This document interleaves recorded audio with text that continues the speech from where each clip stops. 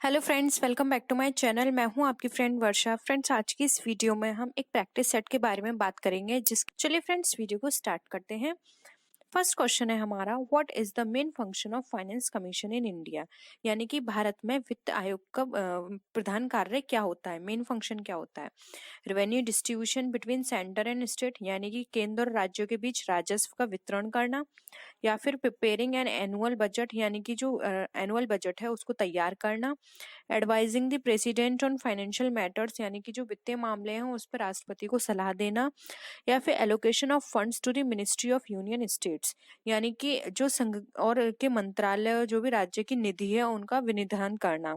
तो फ्रेंड्स, अगर हम यहाँ पे बात करें कि वित्त आयोग का क्या काम है, तो फ्रेंड्स जैसे कि हमें पता है कि फाइनेंस का क्या काम होता है, फंड प्रोवाइड करना, फंड का अच्छे से एलोकेशन करना। तो यहाँ पे ऑप्शन हमारा फर्स्ट करेक्ट है। सेंटर और स्टेट दोनों में हमारे जो भी हम रेवेन्यू डिस्ट्रीब्यूट करेंगे वो इसका मेन काम होगा। तो यहाँ पे ऑप्शन 1 हमारा करेक्ट है। नेक्स्ट क्वेश्चन पे आते हैं। एगमार्क इज, आपने सुना होगा फ्रेंड्स कि आप कोई भी प्रोडक्ट बाजार से खरीद के लाते हो तो आप सबसे पहले उस पे एक निशान देखते हो जिसको आप एगमार्क बोलते हो। तो एगमार्क क्या होता है? A cooperative of egg production, यानी कि अंडों को पैदावार की एक कोऑपरेटिव, या फिर सिस्टमैटिक मार्केट, यानी कि एक व्यवस्थित मार्केट। नेक्स्ट है फार्मर्स कोऑपरेटिव, किसानों की कोऑपरेटिव, या फिर quality guarantee piece for things like egg milk etcetera, यानी कि जो प्रयोग करने वाली जो चीजें हैं उनकी क्वालिटी की गारंटी देना, जो कि आप एग में, मिल्क में देखते हो। तो फ्रेंड्स, यहाँ पे ऑप्शन हमारा डी करेक्ट है। एग मार्क हमें बताता है कि ये प्रोडक्ट जो है वो कितनी क्वालिटी का है, ये सही क्वालिटी का है या नहीं। तो ये क्या बताएगा हमें? ये एग मार्क बताता है। हम कभी किसी प्रोडक्ट को खरीदेंगे तो सबसे पहले हम एग मार्क चेक करते हैं। नेक्स्ट क्वेश्चन पे आते हैं। What is the economy in India, यानी कि इकोनॉमी की जो अर्थव्यवस्था है वो कैसी है। सोशलिस्ट इकोनॉमी है, मिक्स्ड है, सिंगल इकोनॉमी है, या फिर कैपिटलिस्ट इकोनॉमी है। तो फ्रेंड्स, अगर हम इंडिया की बात करें तो इंडिया की जो इकोनॉमी है वो मिक्स्ड है। तो ऑप्शन बी हमारा करेक्ट है। ना ही प्रॉपर सोशलिस्ट है, ना ही प्रॉपर कैपिटलिस्ट है, ये मिक्स्ड है हमारी, इसलिए ऑप्शन बी हमारा करेक्ट है। नेक्स्ट क्वेश्चन पे आते हैं। In 1995 they were nationalised by joining the presidency bank of Bengal, Madras and Bombay. One bank were also renamed. What is the name of the bank, यानी कि फ्रेंड्स 1955 में बंगाल, मद्रास और बम्बई बैंक को मिलकर प्रेसिडेंसी बैंक बनी थी, जिसका राष्ट्रीयकरण किया गया। और ये एक बैंक बनी थी, इसके बाद जो प्रेसिडेंसी बैंक का राष्ट्रीयकरण किया गया तो उसको एक नया नाम दिया गया। वो नाम क्या है? पंजाब नेशनल बैंक है, सिंडिकेट बैंक है, स्टेट बैंक ऑफ इंडिया है, या फिर पंजाब एंड सिंध बैंक है। तो फ्रेंड्स, ये 3 प्रेसिडेंसी बैंक बनी थी हमारी, और इन प्रेसिडेंसी बैंक के को नेशनलाइज करने के बाद एक बैंक स्टैब्लिश की गई थी जिसको नाम दिया गया था स्टेट बैंक ऑफ इंडिया, जिसको हम बोलते भी हैं कि स्टेट बैंक ऑफ इंडिया की जो स्टैब्लिशमेंट है वो 1955 में हुआ है। तो ऑप्शन सी हमारा करेक्ट है। What is the total value of goods and services produced in a country in a given time period, यानी कि किसी निश्चित समय अवधि में किसी देश में उत्पादित वस्तु सेवाओं के कुल मूल्य को क्या कहते हैं। यानी कि एक टाइम पीरियड के अंदर उस टाइम पीरियड में वस्तु सेवाओं को उत्पादित किया जाता है और उसका जो प्राइस निकाला जाता है, टोटल प्राइस, उसको क्या बोलते हैं। Disposable income, national income, per capita income, या फिर नेट नेशनल इनकम। तो फ्रेंड्स, यहाँ पर अगर हम बात करें तो इसको हम बोलेंगे नेशनल इनकम, क्योंकि फ्रेंड डिस्पोजेबल इनकम वो होती है जो हमारे सारे खर्चों को करने के बाद जो हमारे हाथ में बची हुई है, वो डिस्पोजेबल इनकम है। पर कैपिटा इनकम वो होती है जो हम ओवरऑल एवरेज निकाल कर हम पर कैपिटा इनकम निकालते हैं पर पर्सन की। और नेट नेशनल इनकम वो होती है जिसमें से सारे इनडायरेक्ट और डायरेक्ट एक्सपेंसेस को घटा दिया जाता है। तो फ्रेंड्स, यहाँ पर सिर्फ ये टोटल इनकम की बात करें तो ऑप्शन बी हमारा यहाँ पे करेक्ट है, जिसको बोलते हैं हम नेशनल इनकम। नेक्स्ट क्वेश्चन पे आते हैं। Which one of the following function in an economy is not included in the work of the central bank, यानी कि किसी भी अर्थव्यवस्था में कौन सा कार्य है जो केंद्रीय बैंक के कार्य में शामिल नहीं किया जाता है। Act of foreign currency exchange, यानी कि फ्रेंड्स विदेशी मुद्रा विनिमय का कार्य। मॉनेटरी पॉलिसी कंट्रोल, यानी कि मौद्रिक नीति पर नियंत्रण। गवर्नमेंट स्पेंडिंग कंट्रोल यानी कि सरकारी खर्च पर नियंत्रण, या फिर एक्ट एज बैंकर्स बैंक यानी कि बैंकर के बैंक के रूप में कार्य करना। तो फ्रेंड्स यहाँ पर आप याद रखिए कि यहाँ पे नॉट दिया हुआ है, वर्ड नॉट इंक्लूडेड। अगर यहाँ पे नॉट नहीं होता तो हमारा आंसर कुछ और होता। तो यहाँ पर हमें नॉट दिया हुआ है तो वो है गवर्नमेंट स्पेंडिंग कंट्रोल, यानी कि जो गवर्नमेंट है उसके खर्चों पर नियंत्रण करना। ये आरबीआई का काम नहीं है, किसी भी सेंट्रल बैंक का काम नहीं है। इसका काम होता है बैंकर के बैंक के रूप में कार्य करना, मॉनेटरी पॉलिसी को कंट्रोल करना और फॉरेन करेंसी को एक्सचेंज करना। तो यहाँ पे ऑप्शन सी हमारा करेक्ट है। नेक्स्ट है what is brown revolution called, यानी कि भूरी क्रांति जो होती है वो किसे कहा जाता है। डेवलपमेंट ऑफ वाटर इंडस्ट्री यानी कि चारा उद्योगों का विकास, डेवलपमेंट ऑफ मरीन प्रोडक्ट्स यानी कि समुद्री उत्पादकों का विकास, development of milk and milk products यानी कि दुग्ध एवं दुग्ध उत्पादकों का विकास, या फिर development of food processing and soft drink industry यानी कि भारत में खाद्य प्रसंस्करण एवं शीतल पेयों के उद्योगों का विकास। तो फ्रेंड्स अगर हम यहाँ पर बात की जाए भूरी क्रांति की, तो भूरी क्रांति हमें बताती है development of food processing and soft drink industry in India. ये हमें बताती है फूड इंडस्ट्री। जबकि फ्रेंड्स अगर हम यहाँ पर बात करें मिल्क के प्रोडक्ट के लिए, तो ये मिल्क के प्रोडक्ट के लिए यहाँ पे व्हाइट रेवोल्यूशन रखा गया है। तो यहाँ पे ऑप्शन हमारा क्या हो गया, डी करेक्ट है। नेक्स्ट आते हैं why mechanization of Indian industry is not possible to a significant level, यानी कि जो भारतीय कृषि जो है किसी महत्वपूर्ण स्तर पर यंत्रीकरण किस कारण से संभव नहीं है। स्मॉल होल्डिंग एरिया यानी कि छोटे जोत क्षेत्र के कारण, शॉर्टेज ऑफ ट्रैक्टर्स ट्रैक्टरों की कमी के कारण, फार्मर्स पॉवर्टी किसानों की गरीबी के कारण, या फिर पीपल्स अपैथी यानी कि जो लोगों के अंदर उदासीनता है इसके कारण।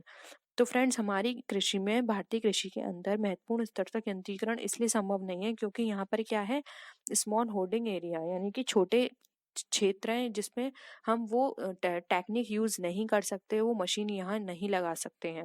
इसलिए ऑप्शन 1 हमारा करेक्ट है। नेक्स्ट है what is says full name, यानी कि जो सेज है उसका फुल नेम क्या है। Small economic zone, social economic zone, special economic zone, या फिर service and economic zone.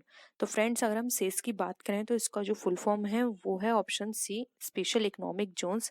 Friends एक स्पेशल इकोनॉमिक्स जोन वो जोन है, वो यहाँ पे एक ऐसा सेक्टर है जिसके माध्यम से जो छोटे किसान होते हैं या फिर छोटे इंडस्ट्री होती हैं वो अपना माल इनको बेच देती हैं और फिर उनको किसी भी तरह की कोई भी टेंशन नहीं रहती है कि हमारा जो माल बन गया है वो हम अब किस तरह से बाजार में जाके उसको सेल आउट करेंगे। तो वो क्या करें, वो सेज को दे दें और सेज फिर उसको फर्दर आगे सेल कर देगी। तो ये सेज जो है वो हेल्प करती है उनके माल को बिकवाने में। ये सेज का जो एक ऑफिस है या हम बोल सकते हैं इंडस्ट्री है, ये एक नोएडा में भी है जो कि बहुत ही हेल्पफुल है। और जो भी किसान हैं जो अपना माल बेच नहीं सकते हैं, वो इतने कैपेबल नहीं है कि खुद बाहर जाएं दूसरे देश में वहां जाके अपने माल बेचें, तो वो सेज को अपना माल बेच सकते हैं और उससे अपनी जो भी उनकी कॉस्ट लगी है वो उसको ले सकते हैं।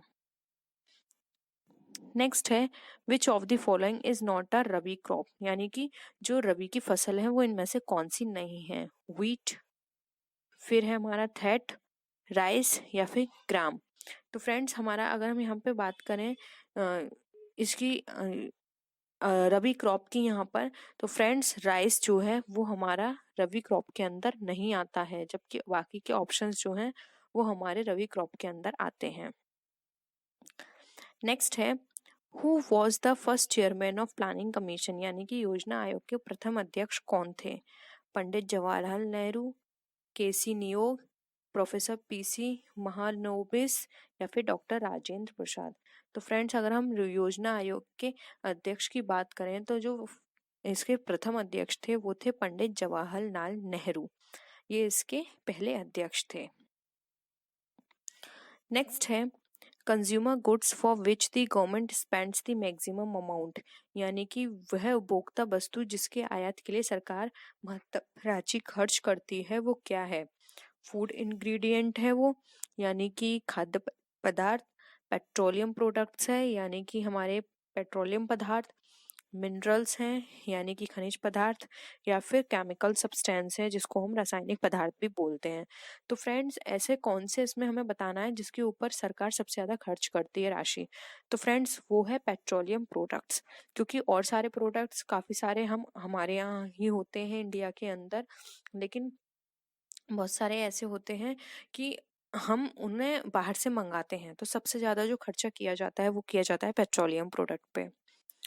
नेक्स्ट क्वेश्चन पे आते हैं, which of the following is not a direct tax, यानी कि इसमें से कौन सा डायरेक्ट टैक्स नहीं है। Property tax, occupational, sales tax, या फिर कॉरपोरेशन टैक्स। तो फ्रेंड्स अगर हम यहाँ पे बात करें डायरेक्ट टैक्स की, तो फ्रेंड्स सेल टैक्स जो है ये हमारा डायरेक्ट टैक्स नहीं आता है, ये हमारा क्या है, ये इनडायरेक्ट टैक्स है।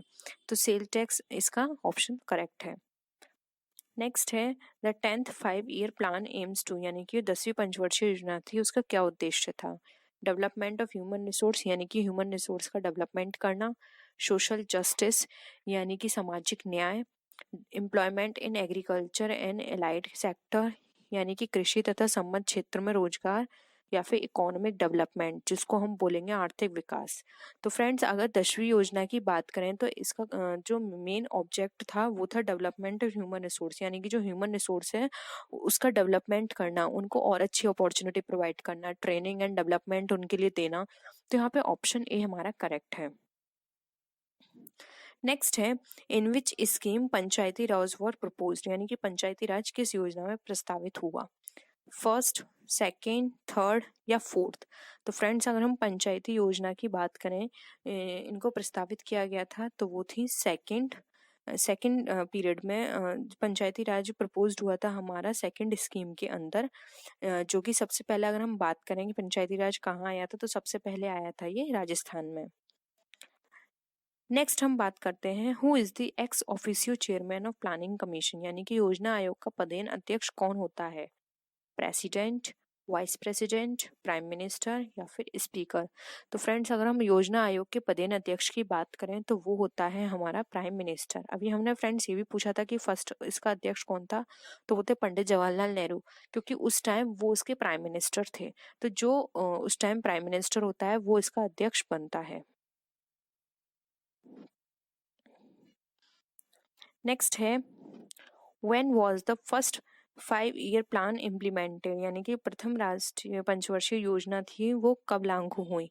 अप्रैल 1940, अप्रैल 1950, अप्रैल 1951 या फिर अप्रैल 1952। तो फ्रेंड्स यहाँ पर जो हमारी प्रथम पंचवर्षीय योजना आई थी वो आई थी 1 अप्रैल 1951 में। तो ऑप्शन सी यहाँ पे हमारा करेक्ट है। फ्रेंड्स यहाँ पे प्रथम पंचवर्षीय योजना की हमने बात की, तो आपको पता है जो फर्स्ट पंचवर्षीय योजना थी उसका क्या उद्देश्य था। उसका उद्देश्य था एग्रीकल्चर बेस्ड थी, वो एग्रीकल्चर को इम्प्रूवमेंट करना। सेकंड का उद्देश्य था इंडस्ट्री बेस्ड। एंड थर्ड का जो उद्देश्य था वो ये था कि जो एग्रीकल्चर एंड जो इंडस्ट्री है उनको ही आगे और इम्प्रूव करना। तो आपको ये उद्देश्य अच्छे से पढ़ने हैं, ये उद्देश्य बहुत पूछे जाते हैं कि इस प्लानिंग का या फिर इस 5 year प्लान का क्या उद्देश्य है, ये बताइए। नेक्स्ट आते हैं, who was appointed the chairman of 13th finance commission, यानी कि 13वां वित्त आयोग का अध्यक्ष है उसे किसे बनाया गया था। K C Pant, doctor C Rangarajan, M Khusro या फिर डॉक्टर विजय केलकर। तो फ्रेंड्स अगर हम बात करें यहाँ पे 13वें वित्त आयोग अध्यक्ष की, तो वो थे डॉक्टर विजय केलकर, जिनको उसका अध्यक्ष बनाया गया था। तो ऑप्शन डी हमारा करेक्ट है। नेक्स्ट आते हैं, who is newly appointed governor of reserve bank of India, यानी कि जो भी हाल ही में जो भारतीय जो आरबीआई है यानी रिजर्व बैंक ऑफ इंडिया, उसके गवर्नर किसको अपॉइंट किया गया है। शक्तिकांत दास, योगेश अग्रवाल, रघुराम राजन या फिर वाईवी रेड्डी। तो फ्रेंड्स अभी जो हम बात करें, अभी हमारे जो रिसेंटली गवर्नर हैं आरबीआई के, वो है शक्तिकांत दास। तो ये कॉमन क्वेश्चन है फ्रेंड्स, कई बार एग्जाम्स में इस तरह के क्वेश्चंस आ जाते हैं जो कि जर्नल होते हैं, लेकिन कई बार क्या होता है हम सोचते हैं कि ये तो बहुत ईजी है, हमें पढ़ने की जरूरत नहीं है, लेकिन इस तरह की चीजें फिर वहां पे हमें कंफ्यूजन क्रिएट करती हैं। तो हमें लगता है कि काश हम एक बार इस तरह के क्वेश्चंस देख लेते। तो इस तरह के क्वेश्चंस भी आप जरूर करिएगा, उनको स्किप बिल्कुल भी मत करिएगा, क्योंकि इस तरह के जो सिंपल और जनरल क्वेश्चंस होते हैं वही हमें वहां पे प्रॉब्लम क्रिएट करते हैं।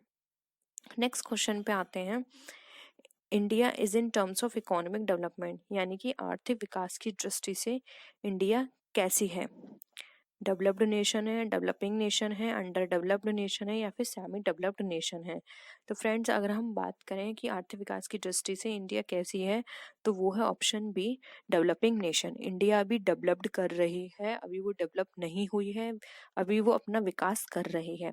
जबकि अगर हम विकसित देशों में बात करें तो इसके अंदर आते हैं यूएसए, जो कि विकसित हो चुके हैं, जबकि इंडिया अभी विकसित हो रही है। तो इंडिया हमारी क्या है, एक डेवलपिंग नेशन है। तो फ्रेंड्स ये थी आज की वीडियो। आई होप आपको आज के क्वेश्चंस पसंद आए होंगे। अगर वीडियो पसंद आए तो वीडियो को लाइक कीजिए, अपने फ्रेंड्स के साथ शेयर कीजिए, और किसी भी तरह की कोई भी क्वेरी हो या आप सजेशन देना चाहते हैं तो आप नीचे कमेंट सेक्शन में लिख सकते हैं। तो फ्रेंड्स नेक्स्ट वीडियो में हम फिर मिलते हैं और भी अच्छी वीडियोस के साथ। तब तक के लिए बाय बाय।